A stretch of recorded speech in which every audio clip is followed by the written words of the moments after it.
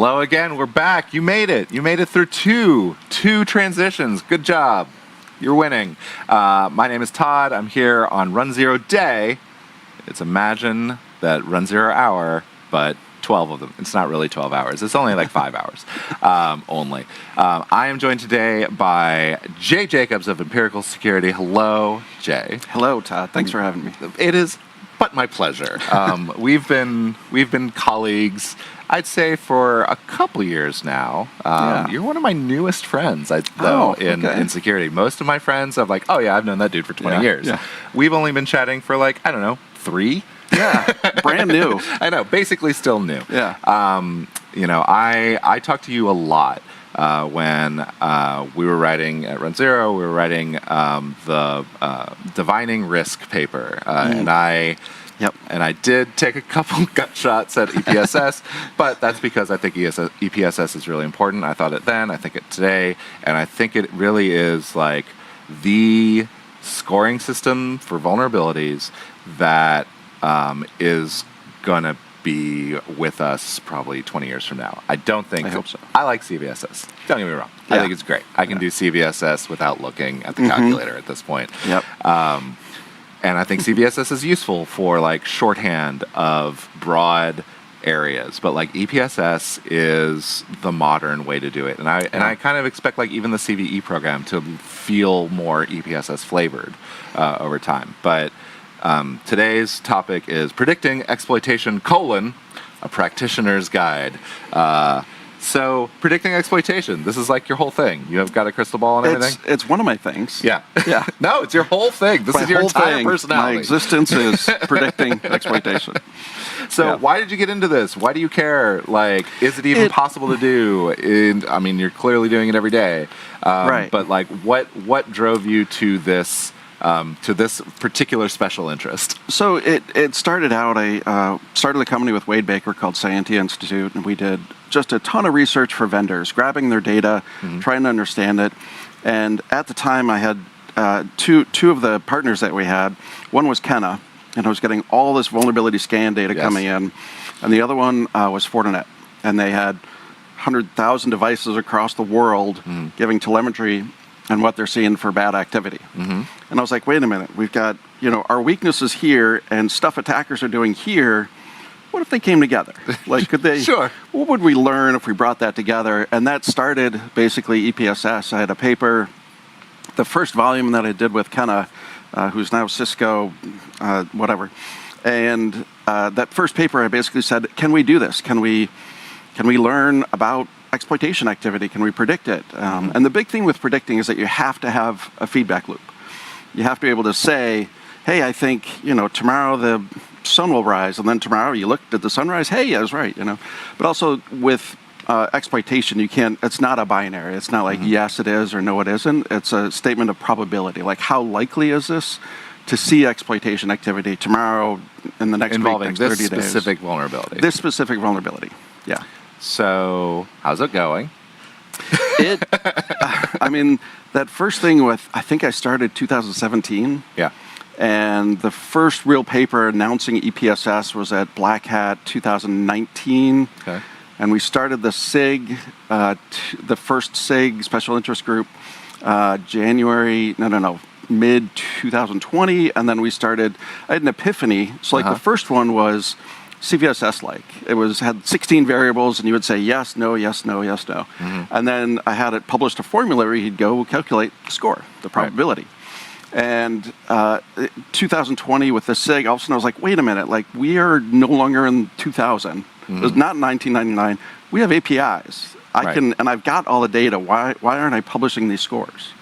And so we started doing that. And so we produced an API.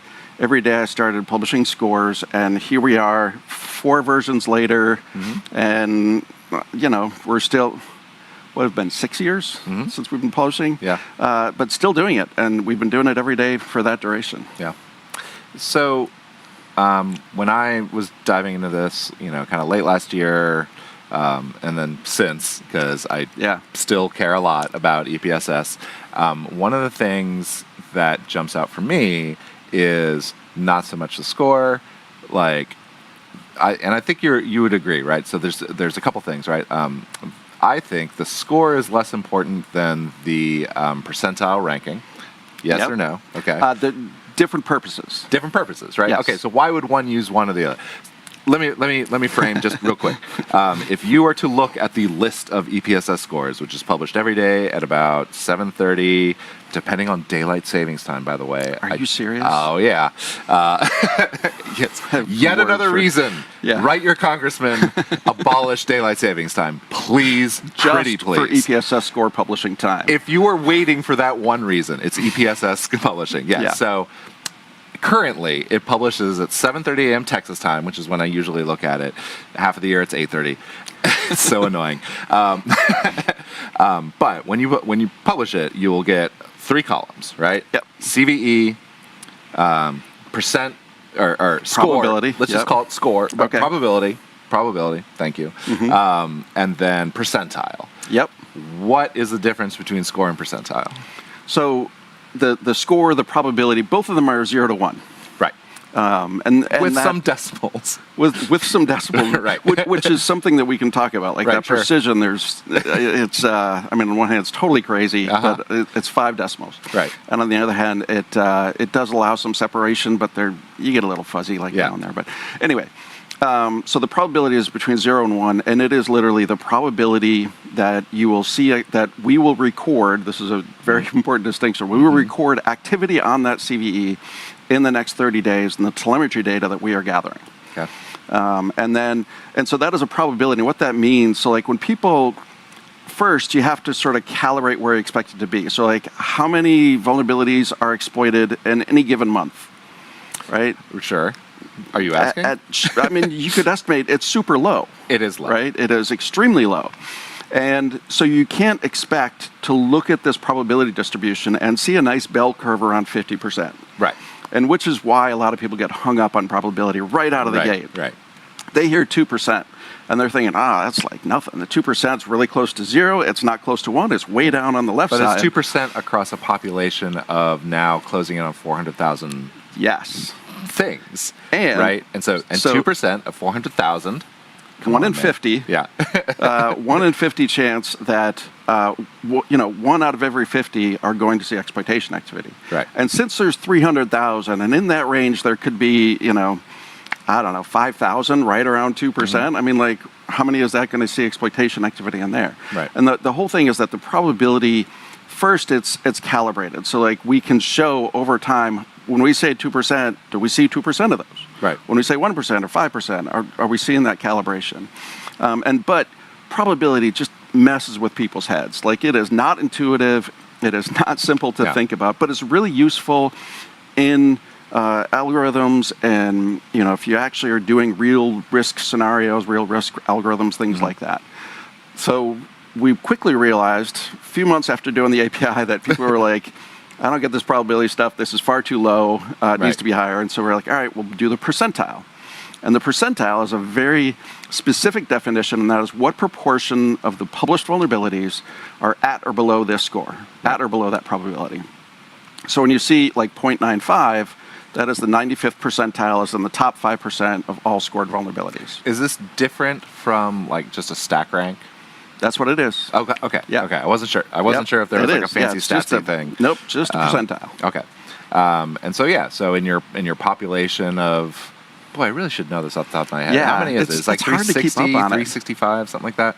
100,000 CVEs, like EPSS every day. Will stack rank them all. Yeah. I occasionally see 2, I think, in the 1.0. Yeah. Is this a bug? I don't think it's a bug. I don't really care. It's a rounding error. Yeah, it's rounding. Yeah, okay. it's floating point. We got 5 precision. We're going to get some rounding errors. Yeah. Okay. So there you have it, right? And so like that, I guess, is the fundamental difference between the prediction, the probability versus the percentile, right?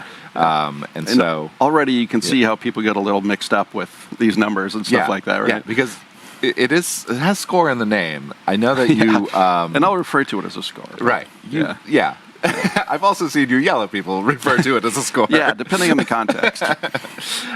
Okay, so like but I guess like what I'm wanting for you, like we're here, we're at RSAC, we're in San Francisco, like, you know, if not the heart of Silicon Valley, it's certainly the wallet of Silicon Valley. Yeah. AI all the time, apparently, except for at Wiz's booth, a very, very hard branded of AI-free zone, which I think is brilliant. Certainly novel. But everything else is AI, right? Which is how you pronounce it when you run into it and run away from it. I do think, so first off, is EPSS, is this AI? If I were marketing EPSS, absolutely. I mean, just like everybody else on the show floor, right? I mean, absolutely. But no, I mean, when people say AI today, they're typically talking about LLMs, you know, large language models, typically for text, things like that. And no, I mean, there are parts of the data collection, parts of the feature generation that we are using LLMs for. That's to clean, prep, categorize, identify things. Not at all to produce the score. Producing the score, I would put that in the camp of machine learning. Okay. So is machine learning more describable than AI? Like, can you crack open the guts and see why a thing has a score? Not specifically. And I'm not trying to like. No. Yeah, it's a great question. Trick you into it, right? No. But so I mean, like it depends on the algorithm. So machine learning is a whole class of approaches where essentially you allow the machine to learn what's going on in the data and produce sort of its own set of rules and things that it follows. Right. And so the challenge there is, especially with what we're doing in the EPSS, it doesn't just say like, oh, it's in Metasploit, therefore we're going to give it a 0.5 or whatever, right? There's no if-then clause for that. But there's like, all right, if it's in Metasploit, give it this. But then if it's in Metasploit and it's a Microsoft phone, and if it's a SQL injection, now we've got these three things, and they all have individual scores that contribute. But they all have the combination of scores, and then you've got all the pairs and so there's all these interaction effects. So are these decision trees? Do you define that up front? No, that's the machine learning part. The machine looks and says, "Right, I'm going to learn what these trees." So that's the spooky part. But I'm with you where like I don't think machine learning is AI. I actually don't think anything is AI that we have today. But I think machine learning is very much. I mean, I'm going to go out on a limb here. It's very different from LLM, right? Even though it has two of the three letters, right? So. It does sound like though that like EPSS, you could take if there's a given CVE and let's say it's like CVE 2026, 4, 5, 6, 7, and that pops in it, maybe it's a week old, right? And when it was published and an EPSS probability of 0.002%, and then yesterday it bumped up to 99.5. Like what happened, right? Is that the kind of question? Is that the kind of investigation that you could do with your special access to the LM guts of EPSS and say like, aha, I see why this is. Can you measure that in a way that like you couldn't do in an LLM? Kind of. Okay. Yeah, I mean, for the like EPSS specifically, there's like 2,500 variables we're feeding in. Okay. And so what we can do is say, out of these 2,500, yesterday it was 2%, now it's 99%. Which one of these 2,500 have changed? What shifted? And we can just see that. So we can see, and in a case like that, it's probably like some of them changed, right? Yeah. And a lot of it, like the big jumps, first, like actual exploitation activity day to day is not used in the prediction of EPSS, which I think is an interesting point. But then, so like when things jump, it's going to be like, hey, exploit code was released, or a lot of exploit code was released, or hey, the internet blew up and we've got 15 new articles on it in the last 24 hours. Okay. I mean, things like that'll cause a lot of the jumps typically. Does EPSS still pay attention to Twitter? It does. For a while, we had a direct Twitter scraping engine, and now we're relying on a third party to do sort of social mentions. I feel like cybers are kind of creeping back into Twitter. Oh, really? Yeah. Makes me sad. Okay. Does EPSS pay attention to Mastodon, specifically InfoSec Exchange? Yes. Okay. Yeah. Great. Yeah. Perfect. So if you want to juice an EPSS score, Yep. if Go I inject just there. wrote a bot that just said CVE 1999-0001 like a million billion times, would that juice the score? It would. I mean, there'd be an effect. Okay. Right. And certainly, I mean, that's some of the poisoning of the input data that. Do people attack EPSS like that? I'm sorry, I'm jumping all over your No, answers, this is great. And I'm sure this is the all director is hating me for this. Great discussion. Yeah, I mean, like there was a guy who tried to do that 2-3 years ago, and it was funny. It was during the phase where Twitter turned off its free API, Right. And so I stopped scraping Twitter, and it was after this thing, and the guy did this thing where he flooded Twitter with the CVE stuff, and I wasn't even looking at it. Okay. And I think he did a few other things, and then the score shifted, and he's like, "See, you can poison it," Right. And so it wasn't quite accurate, but I mean, yeah, I mean, it is looking for signals across the internet. So if you can influence the internet, you're going to see a change. But you might also, I mean, it's like, people trying to influence politics and things like that. Right. You flood the zone and you can shift people's perception. And the easiest way, of course, to influence it up, right, is actually exploit it, right? Which would probably be a crime. Yeah. In many jurisdictions, so to don't really do that. Yeah, but I mean, honestly, like there's so many signals and there's so many little things nudging the score that really, to get a high score, you kind of have a lot of things nudging it. There's not going to be one thing that just says, "Oh, it's up there," Well, and that's and I think a lot about the deltas in EPSS and why that, like, we have. At runZero, runZero.com/EPSS-pulse covers a daily, basically. And I found out, by the way, that I've been off by 1 day for like 3 months. Oh, no, wait, I don't think it was. It might have to do with the daylight savings time change. Oh. I think I got boned on that one. Okay. I think I was pulling like right before. That's exactly what it is. Justin, please fix this. It should be... It'll be fixed by the time you see this in the future. So EPSS Pulse is really concerned with those blips, right? Yeah. And it's concerned with the blip on the up and on the down. And so if there's anything that has changed by default by like 30 percentage points, it gets highlighted for the day.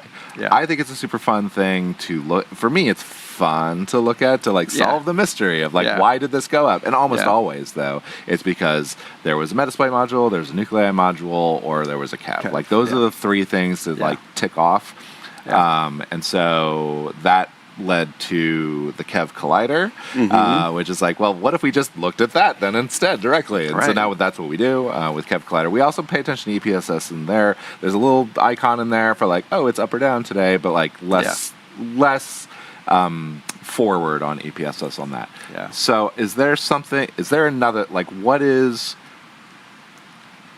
Are you able to say, like, what are the things that would make a score suddenly... Not a score, probability.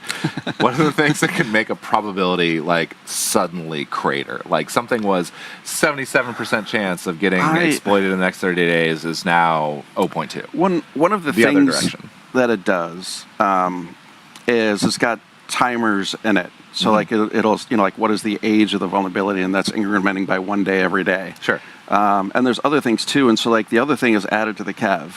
And so kev is an interesting thing because I put it on both sides of my equation. Yeah. But I offload them by one. So like when it's added to the kev, when I'm setting up my training data, I'll put in there, this was exploited on this day that was added to the kev, because that's all the data we get in kev. But then what I'll do is on the other side of the equation, on the next day, I won't record kev as an exploitation source. There's no event from kev. Right. But I will say, hey, it's on the list now. And so what that does is before we get before we say it's exploited, or we say it's exploited, and then we say it's on the kev. That way, they two don't you can't learn one from the other. You don't want to double count.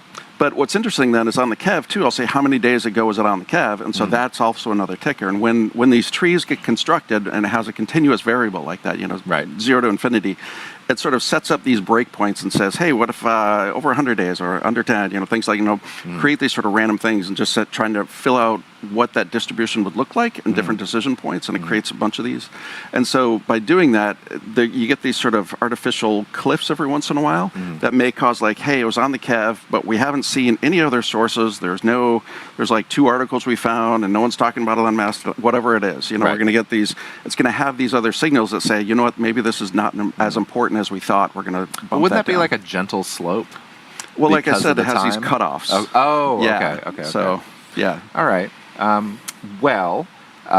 So, I mean, I think the work is really cool. There's another thing I want to go into. Oh, please do. That I was hoping you'd go into, but I'll just bring it up. Please do. One of the things I know that in security, we're generally cynical and skeptical folks. Yes. And so when people super fun at parties. Super fun.